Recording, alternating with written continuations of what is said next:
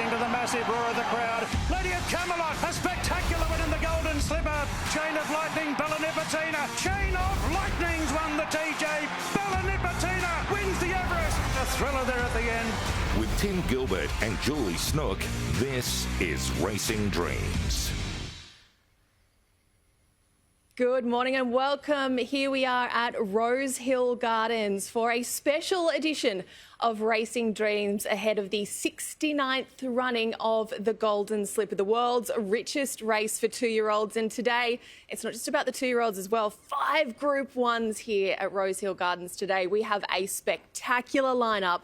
And what a spectacular way to start the day with racing editor of the Daily Telegraph, Ray Thomas. Good morning to you. Yeah, good morning, Julie. Good morning, everyone. Yeah, when you just said 69 Golden Slippers, I realised this is my 35th in Is a it? row. So I've done more than half of them. But when you first arrived in this world, Ray. I don't know about that. Shame my age. But what it does tell me is this is, you're right, a spectacular day of racing.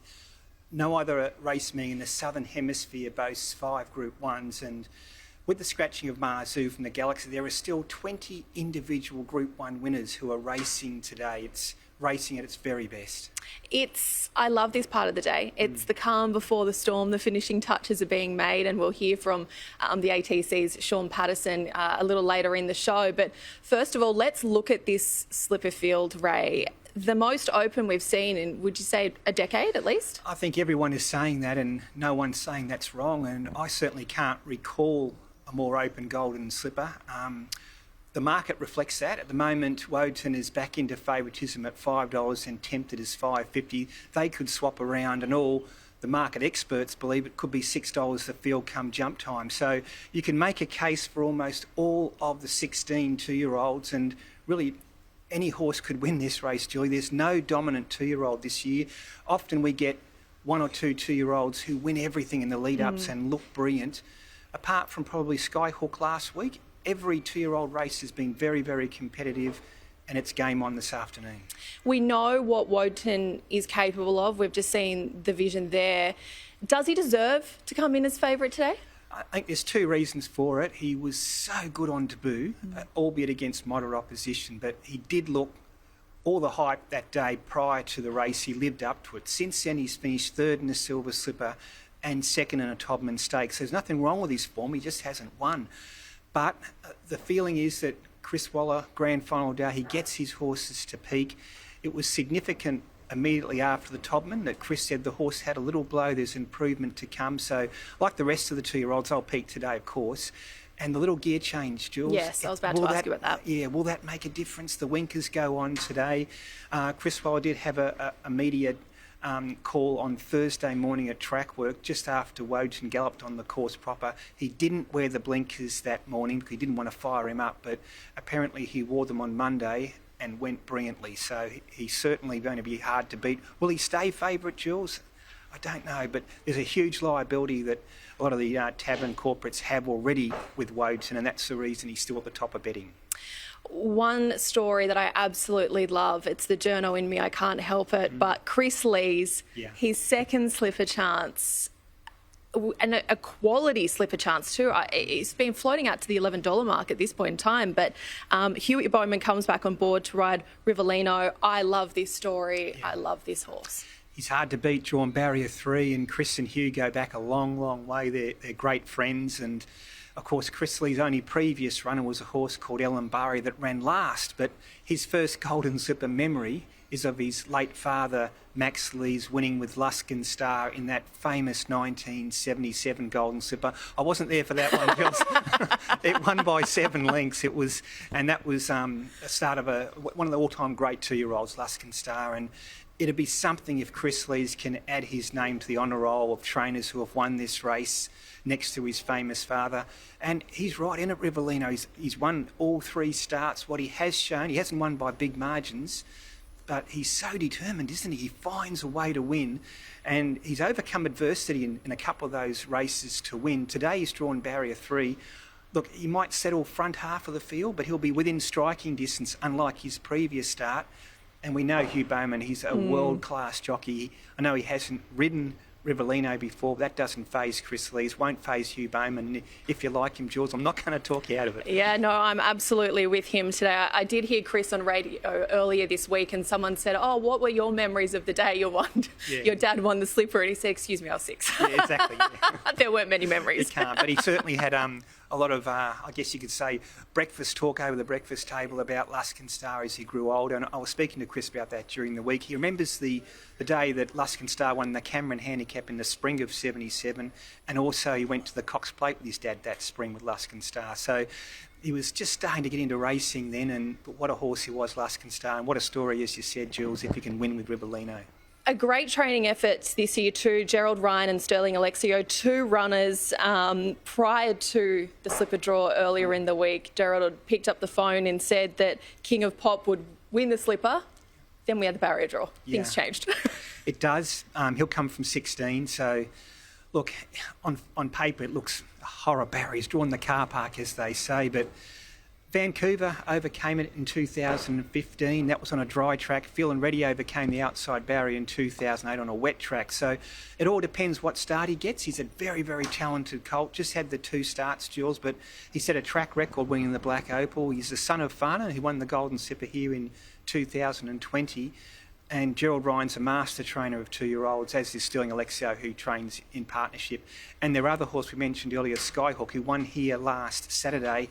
Probably the best win, or most dominant win by a 2-year-old this season. If he backs up, he'll be hard to beat too. Big ask to back up? Can be done. And 2-year-olds, I guess with 2-year-olds, you know one thing about them. They haven't learnt any bad habits and they just try their hardest. So he wouldn't be running unless Gerald and Sterling were happy with the colt. So he's certainly a big, big chance, Skyhook. As we said earlier on, 5 Group 1s today. I think James McDonald could be riding every single one of the favourites if we look at look at this card today. Starting with the Ranvet, of course, Via Sistina goes in as favourite. Yeah, you know, she's already won 5 Group 1s this season, Julie, and that puts, if she wins today, since the race classification system was introduced in '78, which we have Group 1, Group 2, Group 3 races, only 5 horses have managed to win 6 Group 1s in a season. She's in elite company if she does it today, because it was Kingston Town, Weekend Hustler, Black Caviar, Winks and Animo, and they were all horses of the year when they had those big seasons. She's an absolute lock for horse of the year if she wins today. If she isn't already, I think she's about $1.35 in latest betting, and really she is a champion and she should win. Yeah, you forget what she's achieved, actually, don't you? Yeah. We also have Fangirl. She's going in favourite for the George Ryder. James Cummings trained broadsiding, looks hard to beat in the Guineas. We also have the Galaxy coming up today, but unfortunately we are tight on time. Ray, before I let you go, who is your slipper pick this year? Yeah, I've gone with Tempted. I just like the way this filly can reel off these brilliant closing sectionals. Barrier 1, is that good, is that bad? You can make a case for either, but it's better than drawing 16. Blake Shin's riding so well with any sort of luck, and you need luck to win these big races. I think Tempted will be the horse finishing hard, and she's the one to beat. Ray, thank you so much for joining me this morning. Lovely to see you. A huge day ahead for you. I'm sure it's been a big week too. Thank you so much. Great fun. Thanks so much, Jules. Well, champion jockey Hugh Bowman, as we said, he is back from Hong Kong to ride the Chris Lees colt in today's Golden Slipper. There's a reason he's jumped on the plane to come out here today. Timmy caught up with Huey in Hong Kong ahead of today's ride. Gay Waterhouse teaming up with Adrian Bott for this year's slipper. Farnan, Hugh Bowman, bang on with precise timing, exploded out of the gates as expected.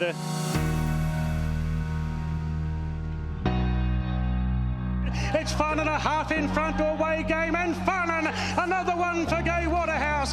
Farnan leads all the way from away game, and Mama Reagan. It's an iconic race, in fact, and you know it's one of the major races in Australian racing, and you know, it's got such a strong, fruitful history, and what it's, you know, the influence it has on the stud careers of the horses involved in the race is astronomical, and continues to grow year by year, in my opinion. Absolutely. Well, Rivellino, this colt, this unbeaten colt, it's exciting for you as well. Real chance.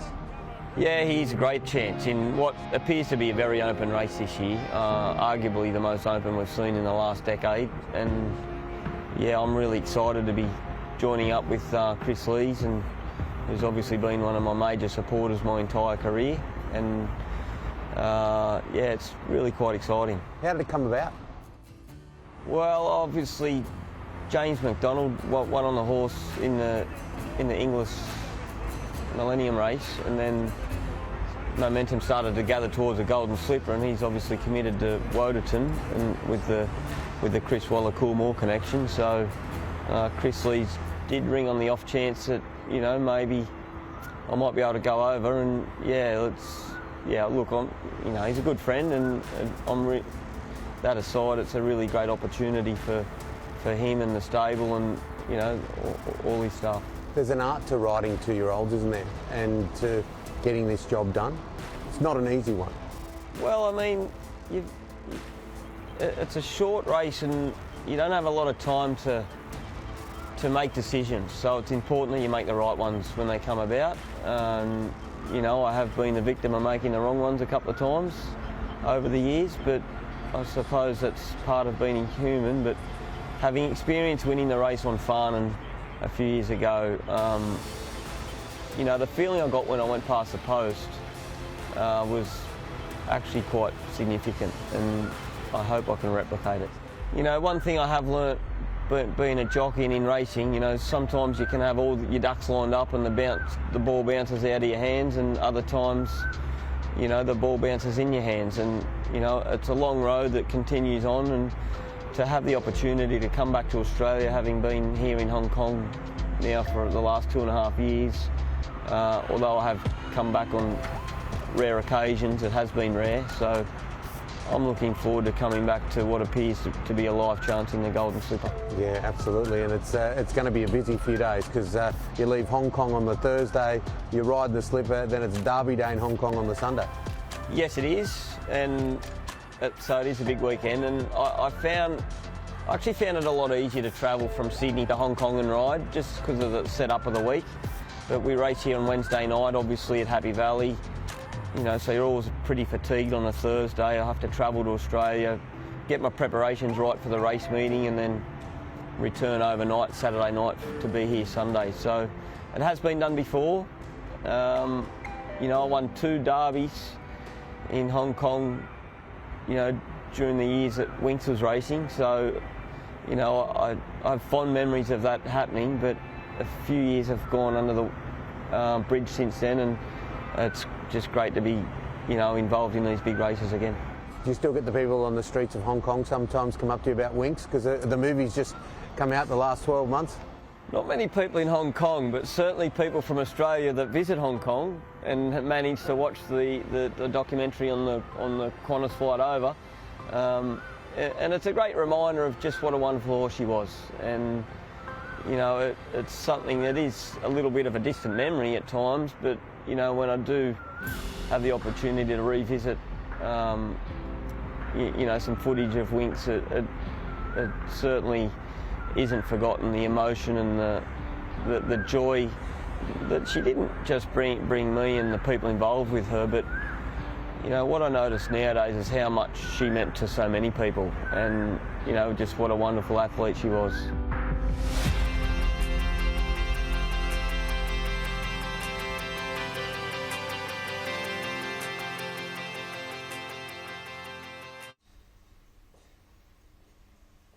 Yeah, it's going to be sensational to have Hugh Bowman back here at Rosehill Gardens today. He's in with a live chance too. There's certainly no reason he'd get on that plane if he didn't think so. Now, joining me next is Sean Patterson, the racecourse manager here at Rosehill Gardens. Good morning to you, Sean. Good morning. Big day for the team. How's this track looking? Yeah, look, it's been a really good week for us. Obviously, there was a little bit of threat of some rain last night that didn't eventuate. Did get 1 mil earlier in the day, which is set up nicely for today.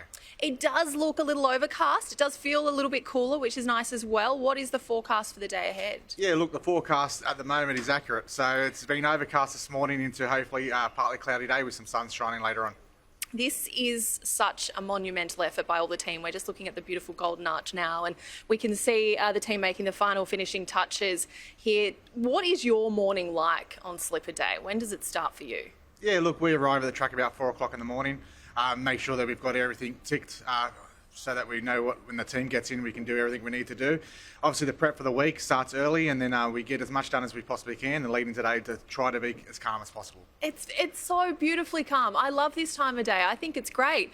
How big's your team? How many, manpower is behind ensuring that this track is ready to rock and roll? Yeah, look, we've got about 20 staff daily. Obviously, we call in the reserves today. We get other tracks to support us for a big day like today. So we just want to cover all our bases, tick all our boxes, and get to the races and have a good day. Because this is the second of 3 meetings here. We were here last weekend for a big day, and then Stakes Day next week. So what does this mean for the team in terms of maintaining the level of this track? Yeah, look, having the 3 weeks in a row means that the first week we can put in as much work as possibly can to make it a little bit easier this week.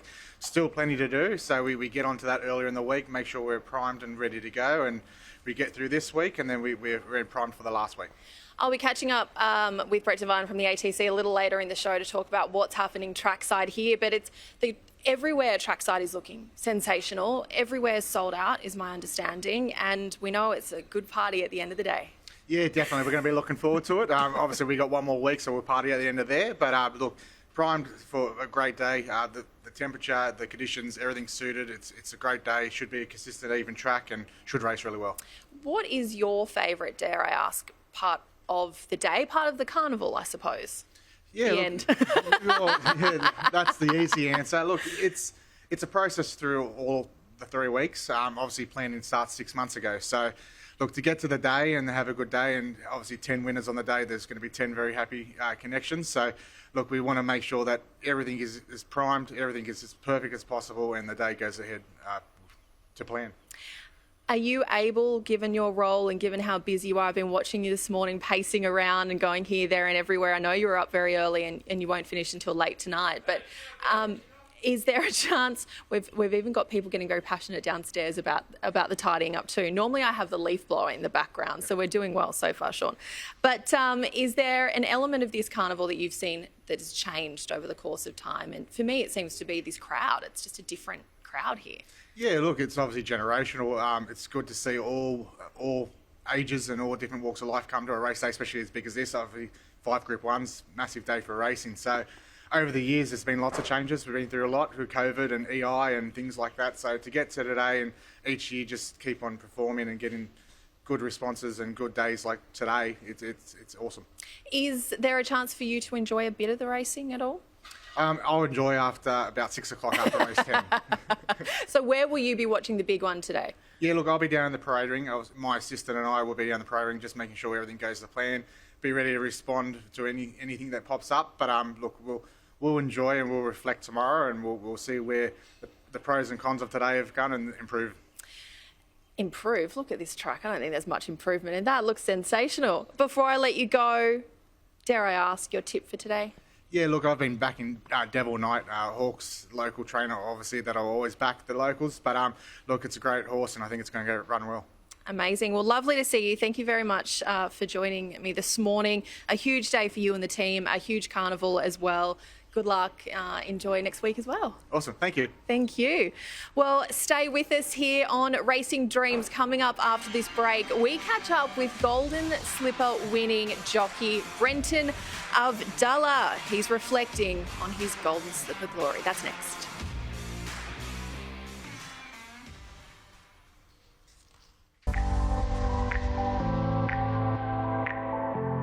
Welcome back to Racing Dreams. Well, what a week it is for world racing. Of course, we've got the Derby here, Sha Tin in Hong Kong on Sunday, but our focus at the moment is the Golden Slipper, of course, the richest 2-year-old race in the world, and I'm joined by a man that's won 2 of them, of course, one on Estajab and one on Fireburn. Brenton Avdallah, how are you?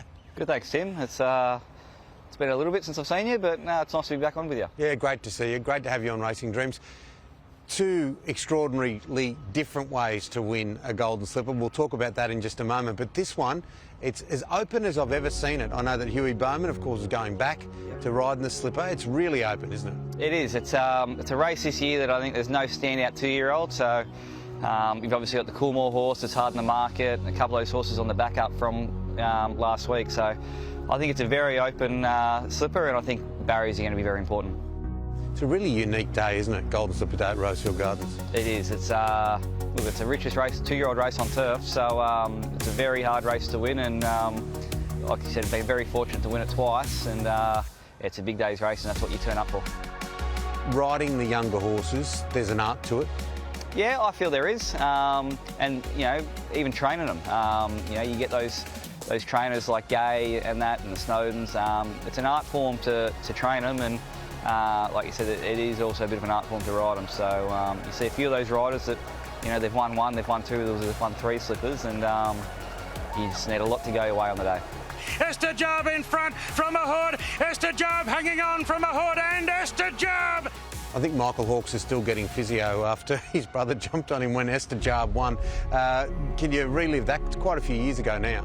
Yeah, that was my first slipper, but she was a special filly. She drew wide, she had brilliant gate speed, she pinged the lids, she controlled the speed and she kept kicking, and yeah, you see that footage of the Hawks boys jumping on each other, and yeah, I think that was their first. Obviously, John had won a couple previously, but I think as a family to win a golden slipper for him, very special. And at the time, I was basically their stable rider, so it was a big win for everyone involved for sure. And the Fireburn win, before we talk about the actual race, it happened at a time of your life where, you know, a little while before that you thought you'd never ride again. Yeah, that was a very emotional victory. I'd only been back riding for, you know, not even a month. And yeah, I thought I'd nearly had a career-ending injury there when I fell at Randwick, and I had 6 months off, and then to come back and yeah, link up with Fireburn and not only win a slipper but to win a size and nearly win the Triple Crown. Yeah, very special, and the way she did it too, it was just remarkable. Best of Bordeaux, bravely in the lead from Coolangatta. Coming through is Fireburn with a big run off the fence, and Fireburn charges home and gives Gary Portelli second golden slipper. This is the greatest sport. You know, there's the highs and lows. You've got to put up with the lows and hope the highs come back. And here he's come back from a serious injury. He's won 2 Group 1s in a month, so just goes to show you, you know, don't give up. I love looking at the vision of that Fireburn win from above, the vision from above, because if you were watching it early in the race, if you love horse racing, you would have thought there's no chance that this horse can win. And then next thing you know, it was like watching a fantastic movie. The story just unfolded. Yeah. That gap opened up. She, yeah, I've never been one to just basically, I was confident she'd run well before the race, and after we went 300 metres and that interference happened, yeah, I was so flat. I just thought, well, that's our race gone. And then to go another 300 metres later, and at the 250 metre mark, I remember just thinking to myself, she's going to win. And the way she burst through and won with a leg in the air, and just with everything that had happened for that previous 6 months, it was a very, very emotional win for sure.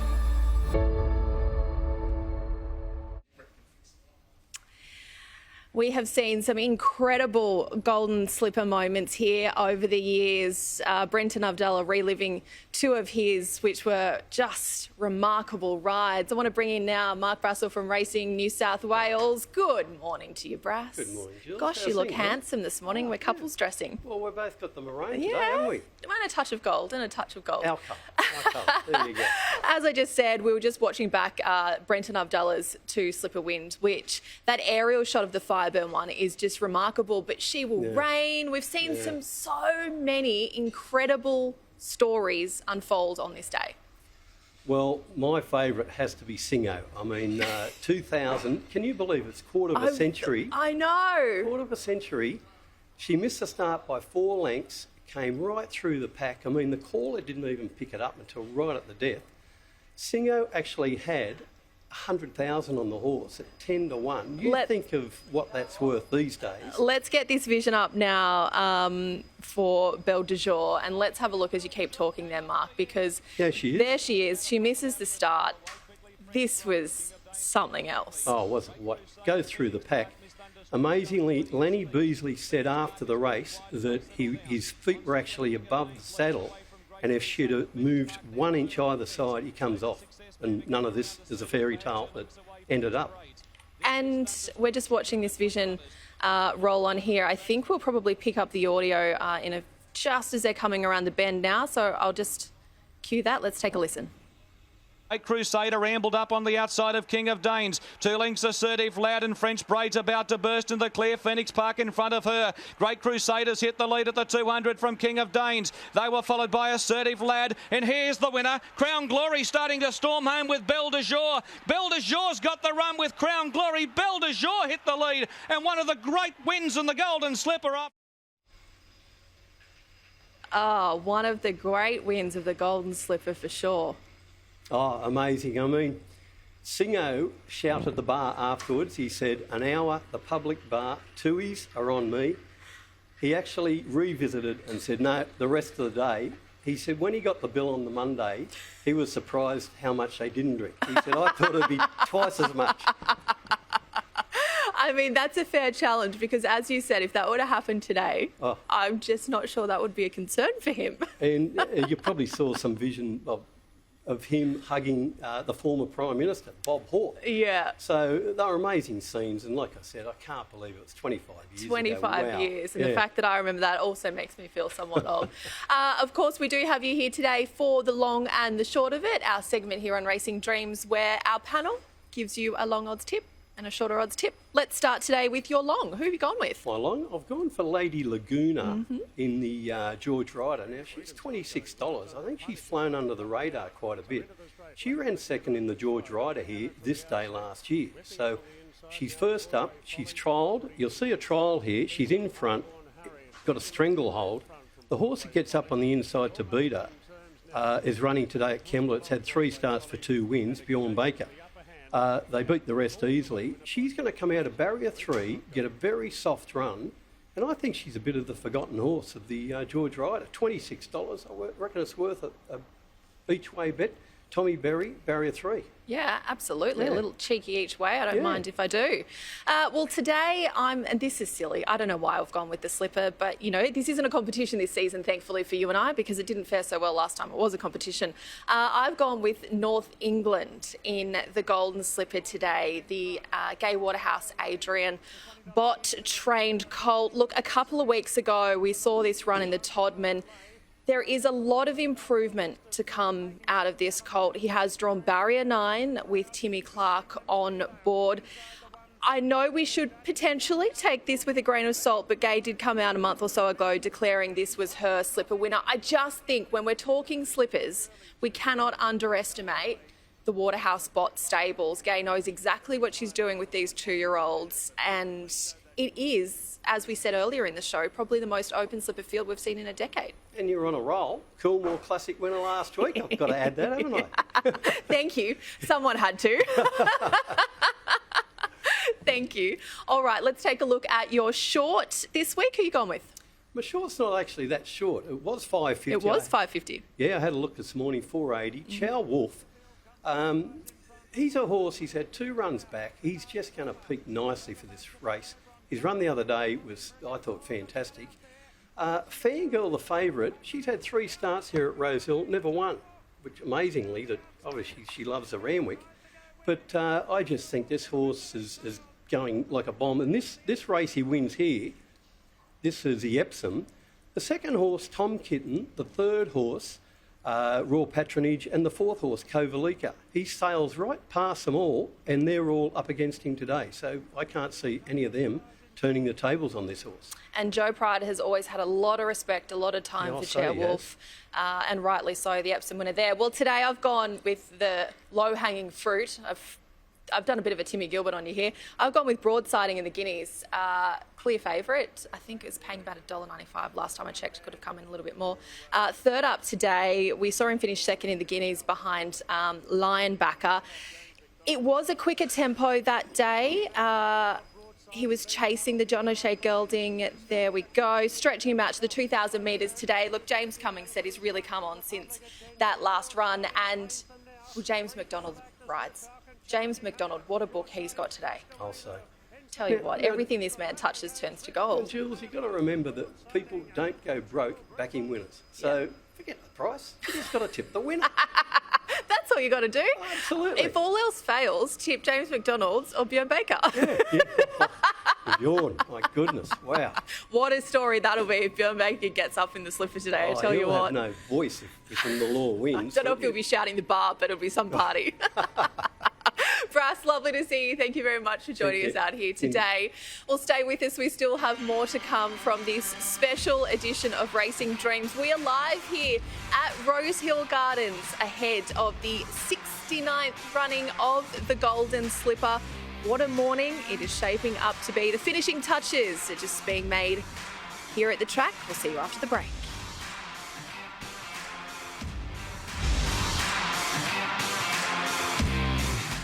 Welcome back. You're watching Racing Dreams for this special Golden Slipper edition ahead of the 69th running of the Golden Slipper here at Rose Hill Gardens. Joining me now from the Australian Turf Club is the Head of Media and Broadcast, Brett Devine. Good morning to you, sir. Good morning to you, Julia. Big welcome to you to Rose Hill Gardens. This is obviously one of the signature sporting and entertainment events in Sydney all year. So I know you've touched a lot on the racing here this morning. 5 Group 1s, the most of any in the country.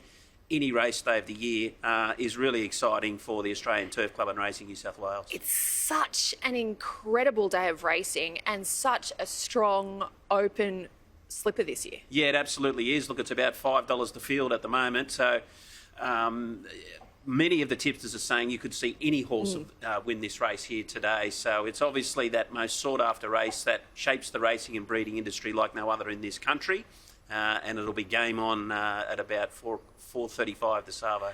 I love the stories. I can't help it. I fall in love with the stories. I'm a bit of a sucker for a story and not the actual odds, but there are just so many storylines this year in the slipper as well. Anything could happen. It's going to be a great afternoon. I want to chat to you about the internationals as well. We've had 7 internationals have arrived from the UK and Japan. Is William Haggas going to break our hearts again this autumn or what? Well, he's got a good track record, hasn't he, at it? Look, this horse today in the Randvet Stakes, Al Mub here, doesn't really come with huge Group 1 form, but what we've learned in the past from the William Haggas stable is that doesn't matter. He just manages to find and pick the right horse to get and travel over to Sydney, and he's had so much success here at this meeting and then further on into the championships as well. So keep an eye on Al Mab here, to be ridden by Tom Marquand. We affectionately call Tom Aussie Tom because of all the time he's spent here. So he's well known to Aussie punters. He's a great rider, one of the world's best. Yeah, it'll be really interesting to see, but he's got his work cut out to get our champ versus Stina. Yeah, absolutely, and he knows it too.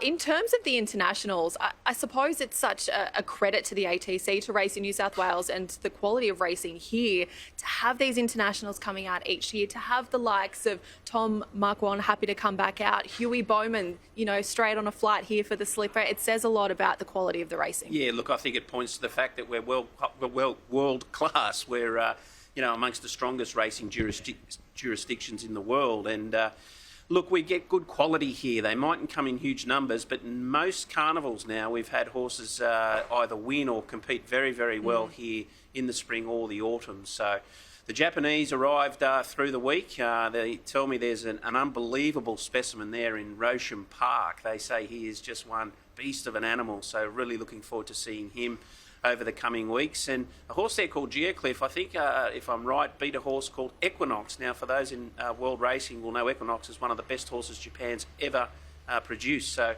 really strong form. The facilities at Canterbury Park are just second to none for those internationals. They get full use of all the training tracks, the poly track, and of course the course proper. And once they come out of quarantine, you'll see a lot more of them. And we'll be covering their stay here as well, much more here on Racing Dreams.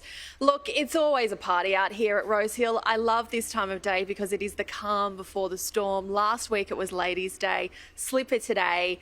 The events, the finishing touches are being made. Any corporate hospitality left? No, it's absolutely sold out today. So really proud of the team for being able to say that.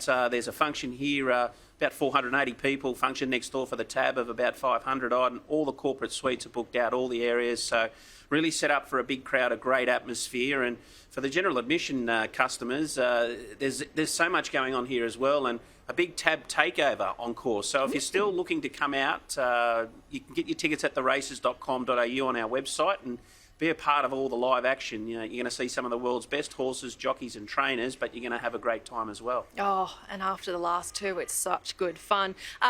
Home straight. Talk to me about that. That's a new pop-up concept too. Yeah, look, and this is really important for the ATC and Racing New South Wales to lure younger people to the races all the time and give them that extra incentive to get a general admission ticket and get value out of it. Now, the hard-rated Home Straight, which is just down our way down there, about the 200-metre mark, has lots of action, lots of corporate spots around the place, but this is for the general admission people. So there's lots of DJs, lots of music, lots of live entertainment, food and bar outlets, and it's all sponsored by our great new partner in Carlton United Breweries and their great new product, Hard Rated, I'm told is very popular with a lot of the young people. So it's a great... The young folk. It's a great partnership with CUB. We're delighted to have them on board as our new beverage partner, and activations like this are just a one way to mix racing with our partners. And don't forget, if you're heading to the track across the carnival, public transport is included in your ticket as well. Brett Devine, lovely to see you. All the best to you and the team today. Thanks for joining me. Great to have you here live, Julie, and yeah, good luck to all the punters. It's always a pleasure to be here. Well, with more than 40 years in the industry, Mark Newham, he is one of the names who has done it all in this game, from strapping to riding to being an assistant trainer with Gay Waterhouse in 3 of her slipper wins. These days, he's a Group 1 winning trainer himself. He's based in Hong Kong, and Timmy caught up with him to get his insights on this year's Golden Slipper.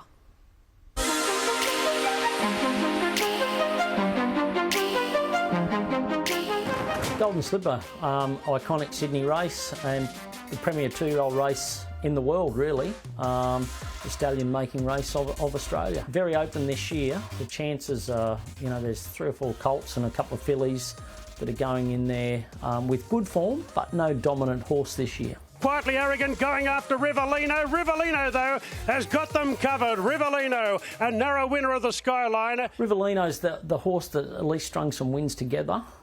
Gets Hugh Bowman on board for Chris Lees. And you can never discount the unbeaten horse, because you're never sure where their ceiling is. But he's put together some nice wins. Well, Chris is a great trainer. He'd be desperate to win a slipper. His father Max was a slipper winner with Luskin Star, and probably the most dominant slipper winner of all time. So I'm pretty sure Chris would have designs on winning a slipper for himself. To the inside, but Skyhook opens up the shoulders now inside the 150. Oh, no bad luck today. Off to the slipper now for Skyhook. That's been a big win. Skyhook, he's got the current form, come out of the Pago, and it's been done before, Stratum, backing up a week later and doing it.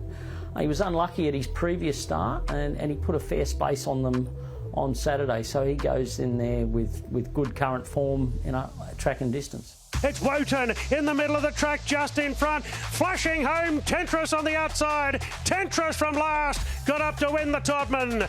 Tentris beat Wotan and Nepotism third. Wotan's, he's shown good ability, but probably made a couple of mistakes. I see there he's going with the winkers for Saturday's race, and certainly if they got a shower of rain, that would enhance his chances. His win was dominant when he got soft ground at Rose Hill.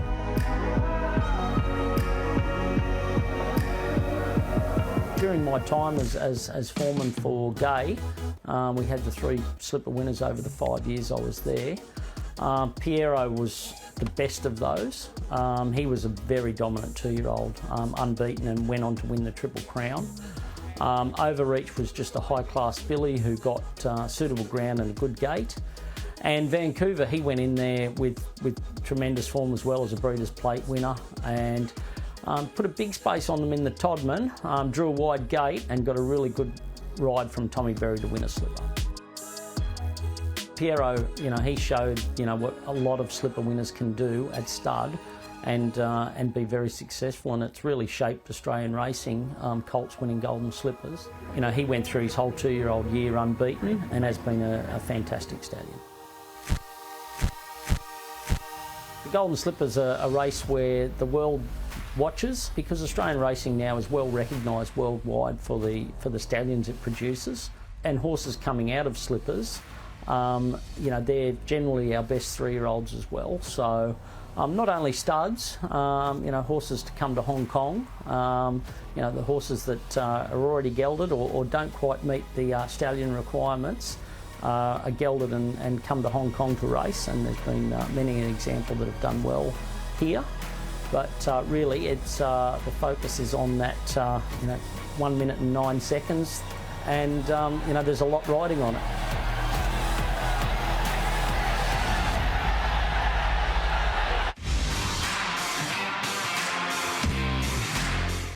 Welcome back to Racing Dreams. Great to have your company on this Golden Slipper Day. It's time for today's tips with Nick Burney. Hello to you, Julie, and everyone watching on in. I'm excited. It's Golden Slipper Day. How could you not be? I'm pumped up. I've got a lot of confidence going into today. The rail goes out 3 metres. I think the track's going to play absolutely perfectly. Let's get straight into it. And I wanted to do things slightly different this week because it's such a big race, the Slipper. Let's have a look at a few replays to roll into those main chances. But the first one I want to have a look at is, of course, the Riesling Stakes for the fillies. And this is a form line that I do want to trust. Now, we'll spend some time on it because from a time and ratings perspective, they absolutely smashed the clock here. It was a high pressure race with strong margins throughout, and the horse you're going to pick up coming down the outside now is Tempted in those Godolphin blue colours. Now, he was heavily backed this day, and she was run to suit, but she recorded one of the meeting's fastest 400 to 200 metre splits, and I just liked how she maintained that strong finishing speed to the line. So she ran time, she draws gate 1. I expect her to be a lot closer here, especially with Blake Shin going on board as well. But the horse I do have eyes for is Mahuna in the dark green colours there, finishing second. She was 4 weeks between runs. She had to trace a brutal tempo, and look at her just never shirking her task to the line. So you can add a bonus up her performance with how all those other on-pace runners finished well back there. So I see her stalking the pace, going to a new level, and I marked her much shorter than the current market. So I'm happy to have her as one of my value bets on the program. Moving on to the next race is the boys, the Todman Stakes, and we have to talk about this high-profile coat in Wadton, who's been the favourite for the Slipper for majority of betting, and we're going to pick him up here though in those Coolmore colours. And look, he started even money this day. He had every possible chance for mine, and look, he came out to put the race away here, but he just grinded to the line slightly, a little bit one pace, but it just suggested to me he's looking for more ground. But I've seen this story before. Chris Waller, grand final day, J-Mac on, soft draw.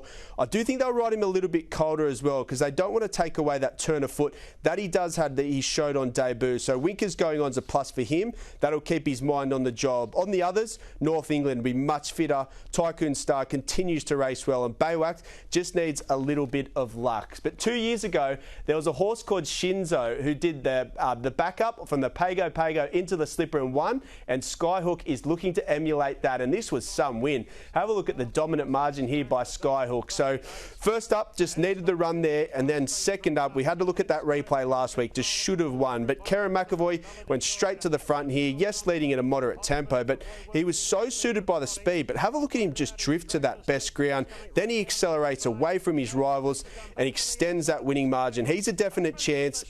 I do think he is about his right price though, but the 7-day backup, that just might be the key over the concluding stages. With all that said though, I have to be with Mahuna. I think she's the value. I can mark her much shorter than the current market, but I don't want to lose on the race if Tempted gets over the line as well. Let's go straight into the best bet though, and I'm with Broadsiding, race 6, number 1. I've got a lot of time for him, and I think it is a bit of a D-day, but I think he stands up here. So happy to be with the Godolphin Colt in Broadsiding. So first up, he just showed that usual attributes that he does have, where he had adaptability, acceleration, and I just loved how he held his action that day. But this was a moderately run race, and then all of a sudden he goes into a high pressure Randwick Mile second up here, and he's chasing from a long way out. You can just see him chasing linebacker there, and he's exerting all that energy mid-race. But have a look at him. He comes out to win that last 50 metres, and he just blows out there. So he's got the perfect platform. Third up, optimal fitness, J-Mac sticks, and he has that starting price edge over all his rivals. He started $1.60 this day, so the market loved him. All his peak efforts have actually come at Rose Hill, so I think he's ready to go. He's clearly on the best day, of the best bet on the card for me. Moving on though to the lucky last, and I think this is another great bet we can have and get some cash in the last here, and that is the 7 with his Outback Miss. And she's just very well placed here. She's a mare in career best form. All 3 of her runs this preparation, she's run to a level that wins today's race, and we just pick her up here in the navy blue colours, back to the inside. She's just blocked for a run when the sprint went on here, and I just liked when she did get clear. She wanted to pick up over the final stages. She's strong to the line. She brings a very likeable profile, and I think she just can now settle that little bit closer where she has that turn of foot, and I just think some of her rivals are a bit one pace. So with the fitness advantage, I'm happy to be with her, and I think we can get a good result in the last. Now, speaking of big results, hopefully this horse, Buckaroo, in the Randwick Stakes, the Group 1, I think this is well over the odds. I can almost mark this horse single figures, and I'm happy to play Buckaroo here each way all day. I should say the George Rider. That is the key race here. So he's third up in his third Australian preparation for Chris Waller, and he's just looked so sharp in the trials. He's a horse in the navy blue colours, just in those yellow polka dots, and he's lining up to him last preparation. He looks a lot more forward. He's ready to sprint fresh, but his 2 first up runs in those 2 preparations, they're much better than the form guide reads. They had a bit of hidden merit. He's suited deeper into a preparation, yes, and over more ground, but have a look at this horse's form. He had too much to do in the Melbourne Cup when he SP'd favourite. He should have won a Caulfield Cup. I just see him barrier 1, wait for age, he's suited. Damien Lane on, he's a smart jockey. He'll just wait, hold him up, and if that gap comes, I think he can ambush them late. As I said before, I've got him marked a lot shorter and near those even single figure mark, but he's the knockout chance for me. But let's have a look at the graphic on the best bets all across the program here for Slipper Day, and the best bet does come out in race 6, number 1, that is broadsiding. The next best in the lucky last, race 10, number 7, Outback Miss. The value bet is race 8, number 6, Mahuna in the Golden Slipper, and my roughie is race 7, number 4, Buckaroo. So they're my best bets for the program today out there at Slipper Day. Hope you have a great day if you're leading out. If you're sitting at home, back a stack of winners, and most importantly, have a great day. Absolutely. Thank you very much, Nick. And thank you for your company here on Racing Dreams this morning. We'll see you again next week.